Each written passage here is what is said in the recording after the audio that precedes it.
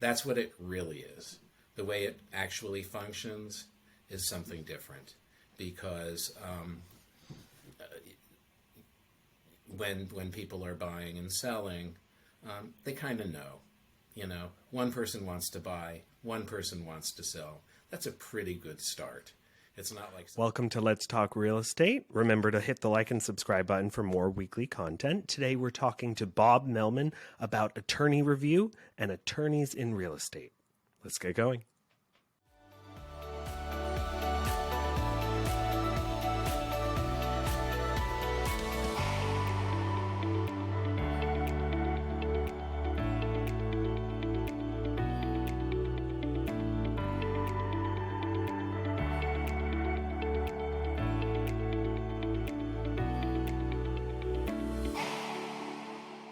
Welcome to Let's Talk Real Estate USA, everyone. Today we have Bob Mellman because we are talking attorney review and how to choose an attorney for the process. How's it going, Bob? I'm good, thank you. How are you, Craig? Oh, wonderful. Doing great. So today we're going to be talking about attorney review, how to choose attorneys, things like that. So let's get started with how did you get involved in being an attorney for real estate? I think, it was just by virtue of me being somebody who's part of a community, getting to know people, being a friendly guy, I hope, and wanting to help people get into homes or helping them get out of homes. And, it's a big step in people's lives. And, I like to help them. And I like to be part of the process that makes the transition a smooth one, a relatively stress-free process, because obviously it's inherently stressful.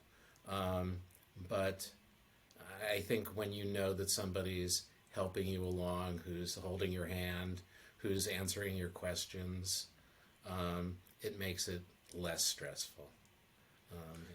So I guess the next question is, what is attorney review? Because we do know that some parts of the United States don't require it. It's encouraged but not required. Some places, I'm sure there's some places that don't even require it. So I guess the question is, what is it?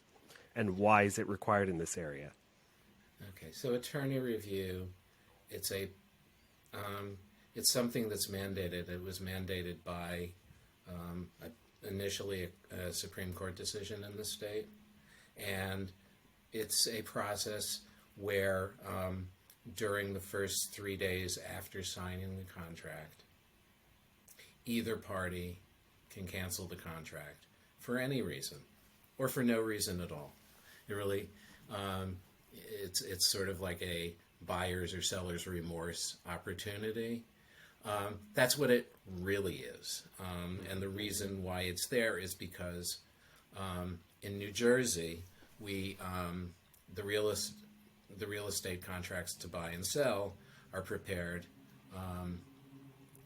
by the realtors, not by lawyers. And so realtors, by and large, do not have a license to practice law. And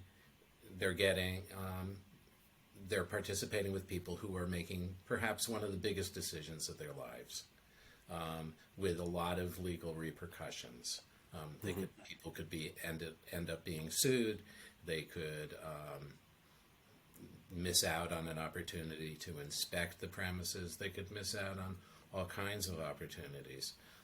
And also there are liabilities that are attached to it. Yeah, just the idea that, like, if you back out of a contract, you need to know why you're doing it, and you need to know when you can do it. So the attorney review provision was put in there so that every buyer and every seller would have the opportunity to get legal counsel during the contract process. That's what it really is. The way it actually functions is something different, because when people are buying and selling, they kind of know. one person wants to buy, one person wants to sell. That's a pretty good start. It's not like somebody is being cajoled into selling and they say, I don't want to sell this place at all. Um, you know, they're selling because they want to, and they've, gotten a realtor to represent them in the process. The buyers want to buy, and they've come to some agreement on the price. So really, the way it functions is, I'd say it's an opportunity for the parties to select attorneys, to discuss the contract with attorneys, and perhaps even more important, for the attorneys to get in touch with each other, introduce each other, and let each other know that they're working on the contract, and to start the contract off on the right foot. So one thing I just think is worth adding. So because attorney review, the role of the attorney is to tweak the contract. And so the first sentence in any letter for attorney review is, I represent the buyer, and I hereby disapprove of the contract of sale. Mm-hmm. Okay, so it starts on this very harsh note, and then you insert the sentence. However, it'll be just fine if you agree to this provision and the following provisions, and then you list an array of paragraphs that deal with closing dates, underground storage tanks, inspections, what's allowable in inspections, what's not allowable in inspections, who's going to bear certain closing costs, things like that. I've actually found that as soon as attorney review starts, my job changes. And I've told my clients this, that at the beginning, we're on a search. We're looking for things that match who they are. But as soon as we start attorney review, my job becomes leveling expectations. Mm-hmm. Because it's when people's expectations are out of alignment. And I've seen this in all sorts of parts of my life, like from committees I've worked with, things like that, where things will start falling apart because different parts of the group have different expectations. And then when certain things don't happen, they're annoyed. Mm-hmm. So my job ends up becoming, while the attorneys are doing all their job and all that, and inspections and appraisals are going, my job is to keep expectations amongst everyone in alignment. Because it's when they fall out of alignment that things go bad. Yeah, that's true. I mean, first it's like, oh, we're buying this house. And then, the next thing that's going to happen, I mean, first thing, you have the attorney review letter.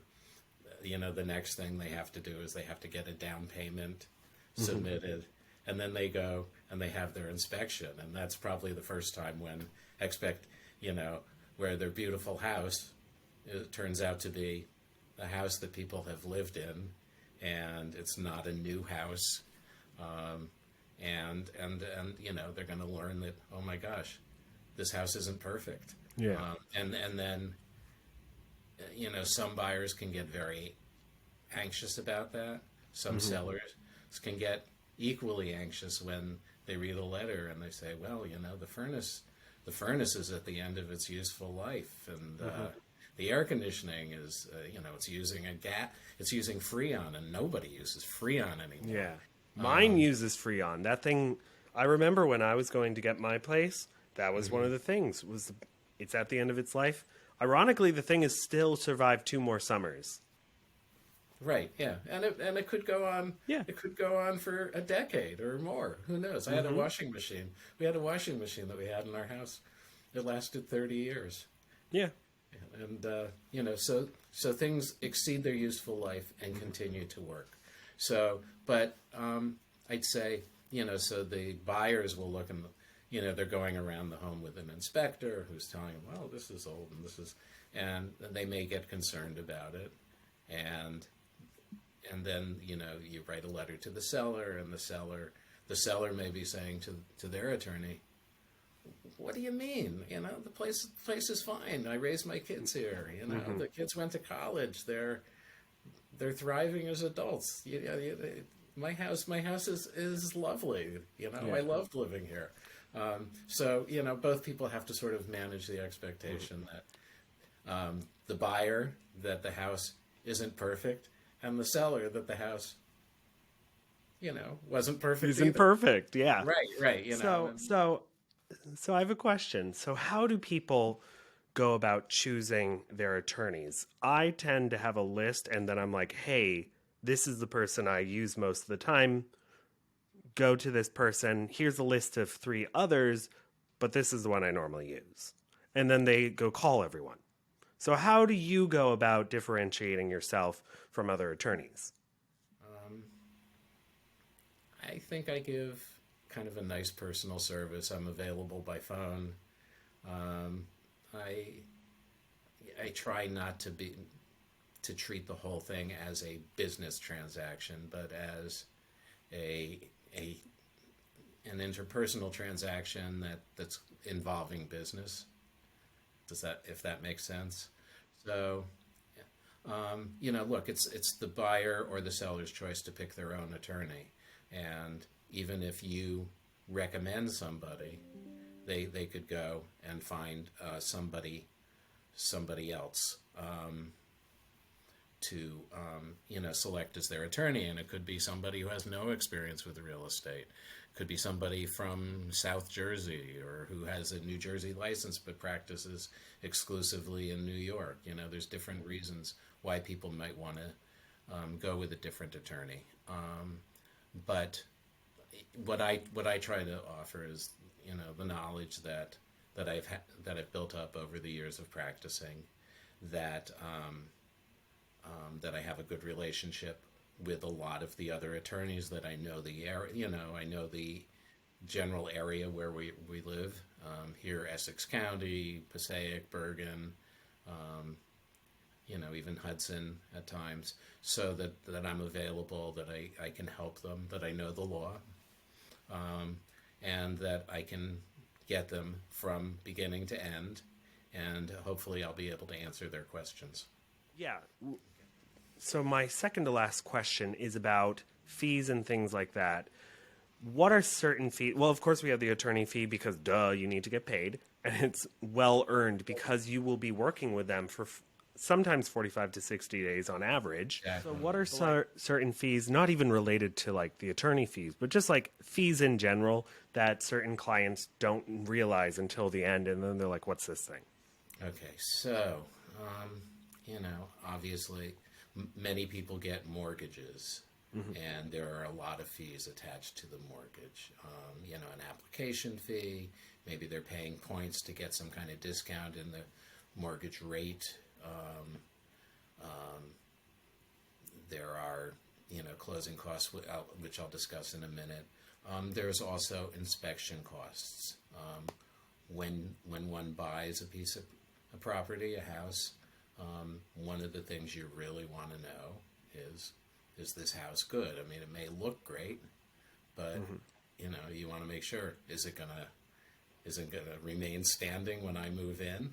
Is it going to provide me with heat in the winter? Is it going to provide me with if the AC is there, is it going to keep me cool in the winter?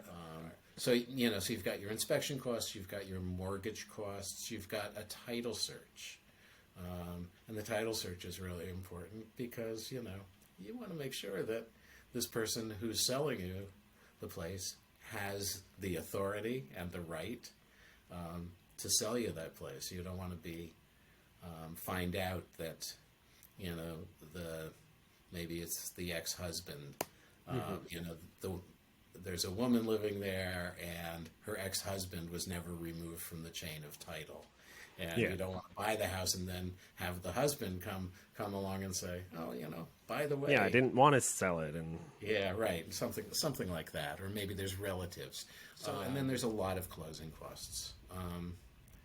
Generally, if you're getting a mortgage, the mortgage company is going to take escrows, because the mortgage company is going to be the one that's going to be remitting your taxes. You're going to be paying the taxes, but they're going to collect the amounts of money that are needed so that they can remit that money to the tax collector. They are the ones who will likely be remitting the payment for your homeowner's insurance renewal. So they want to make sure that they have enough money, and they'll collect escrows at the So, time. Bob, how do people contact you? What's the best way? If they see me on the street, they can go, "Hey, Bob," but they can call my phone. My